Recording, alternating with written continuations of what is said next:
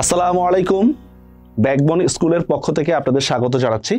আজকে আমরা আলোচনা করব রিটেনের আরেকটি পার্ট, অনুচ্ছেদ থেকে প্রশ্নোত্তর নিয়ে। অনুচ্ছেদ থেকে প্রশ্নোত্তর এটা অনেকটা সৃজনশীল কোশ্চেনের মতো, তবে সৃজনশীল কোশ্চেনে আমরা যেভাবে লিখি তার চেয়ে একটু ব্যতিক্রমী আছে। দেখি আমরা ব্যতিক্রমগুলো কি কি। কারণ হচ্ছে একটা বেসিক স্ট্রাকচার হচ্ছে আমরা যখন সৃজনশীল কোশ্চেনগুলো লিখি তখন দেখি 1-এ 1, 2-এ 2, 3-এ 3, 4-এ 4 এভাবে কিন্তু পার্ট টু পার্ট আলাদা করা। কিন্তু ভার্সিটি রিটেন এক্সামে প্রত্যেকটার জন্যই সমান নাম্বার, এখানে সমান অধিকার। তো এই জন্যই কিন্তু আপনাকে কি করতে হবে, এখানে লেখাটা আগের মতো করে লিখলে হবে না, কিছু বেসিক স্ট্রাকচারে একটু পরিবর্তন আনতে হবে।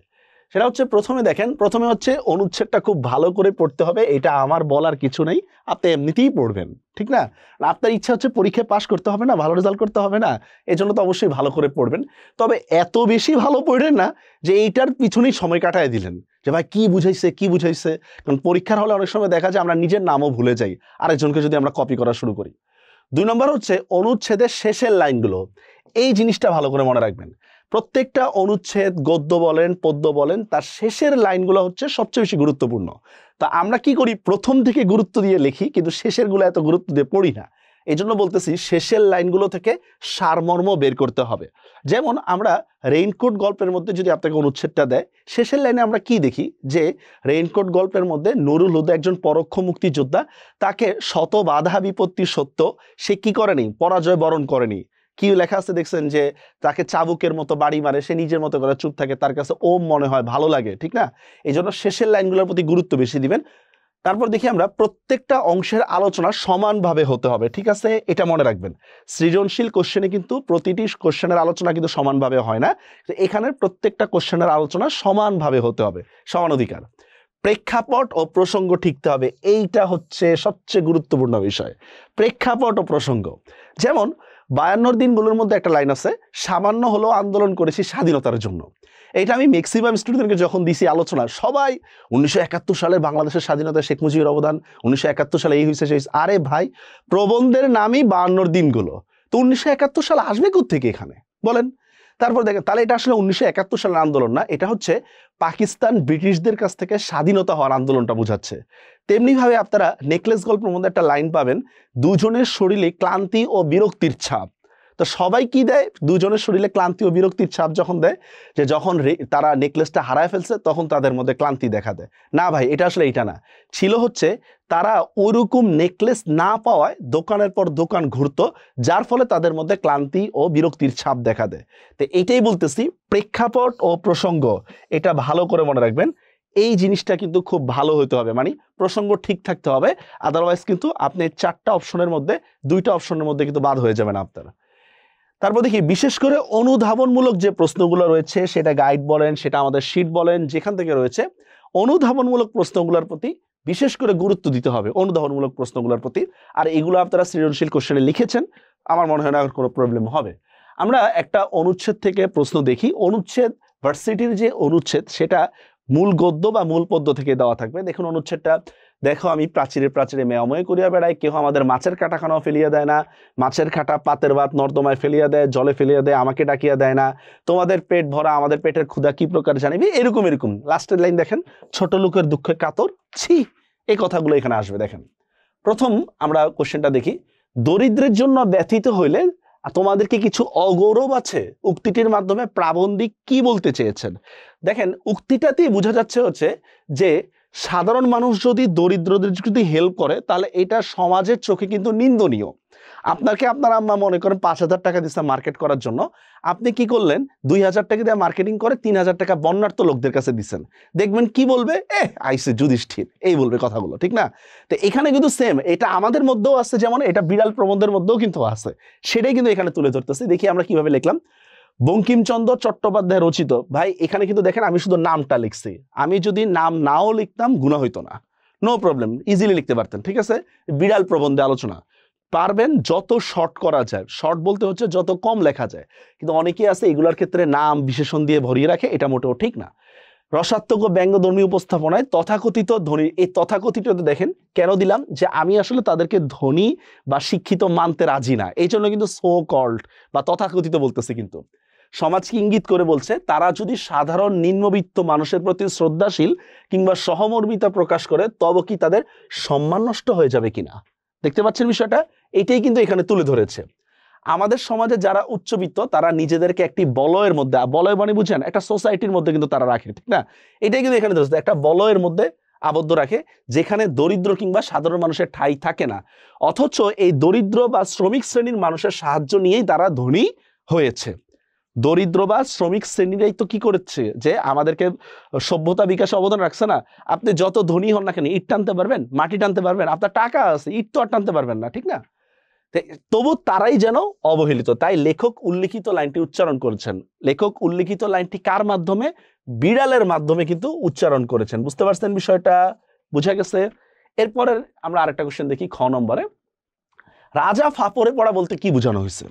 আচ্ছা, এটা একটু বুঝে নেন। রাজা ফাপড়ে পড়া, ভাই ধনীরা কি মানুষ না? ভাই ধনীরাও মানুষ। ধনীদের মনের মধ্যে কি আছে? আবেগ, ভালোবাসা, সবকিছুই আছে।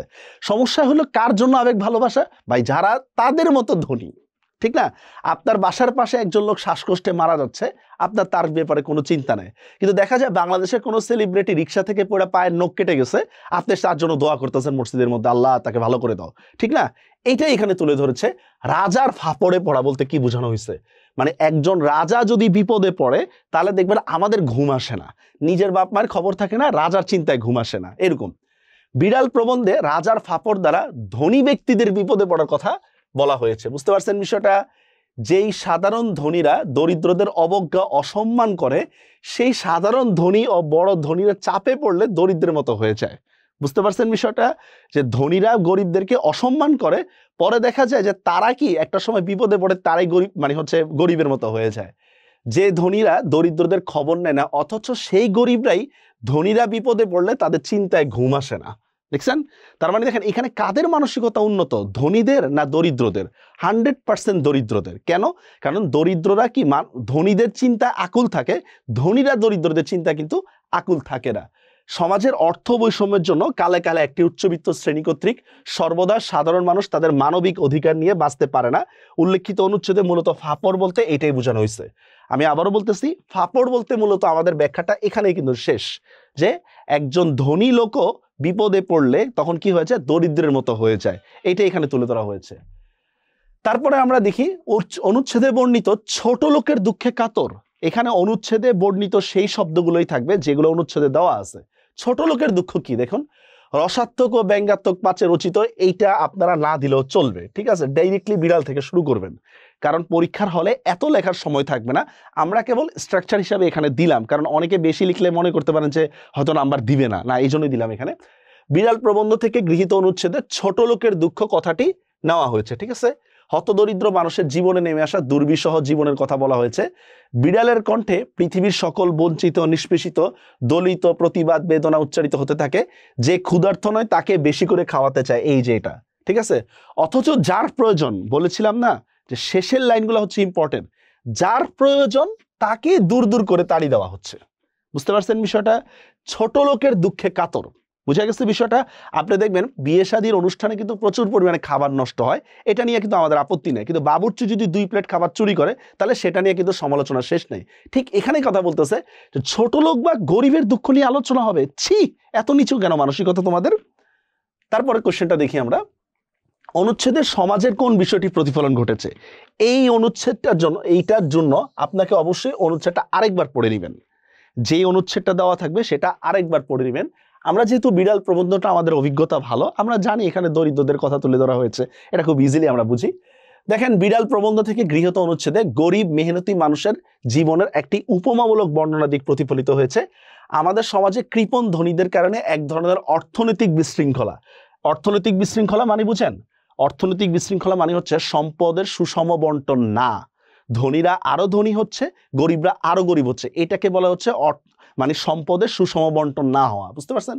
গরিব মানুষ অর্থের অভাবে চুরির মতো নিজ কাচের প্রতি, নিজ কিন্তু দেখেন এটা কিন্তু নরস্কের নিজ দিনেই, নিচ মানে হচ্ছে হীন, নিকৃষ্ট, নিজ কাচের প্রতি আকৃষ্ট হয়। আর তখন এই তথাকথিত ধনী শ্রেণীর লোকেরা গরিবদের চোর বলে আখ্যায়িত করে তাদের শাস্তি প্রদান করতে চায়।